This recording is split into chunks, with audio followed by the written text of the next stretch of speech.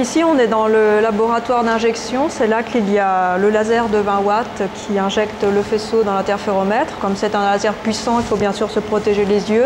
Et on est aussi dans une salle propre, donc il faut être habillé proprement.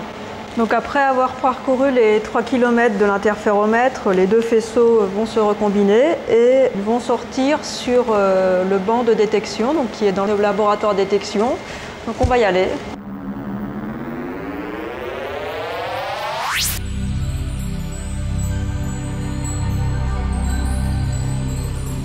Ici, on est dans le laboratoire de détection, donc c'est là que sont localisés les photodiodes qui vont servir à mesurer le faisceau qui sort de l'interféromètre. Si je veux faire un réglage des photodiodes, eh bien, il faut se protéger les yeux parce que c'est un faisceau qui est infrarouge, donc on ne le voit pas, mais par contre il est dangereux, il peut brûler les yeux ou la peau. Donc vous voyez ici, on ne voit pas de faisceau comme ça à l'œil, mais par contre, si j'utilise cette carte qui est sensible à l'infrarouge, là on voit le faisceau apparaître.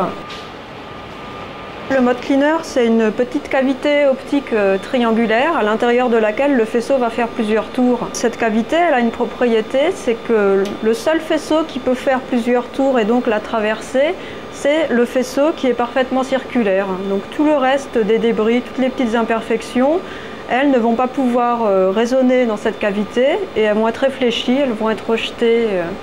Donc on va récupérer seulement la partie qui nous intéresse.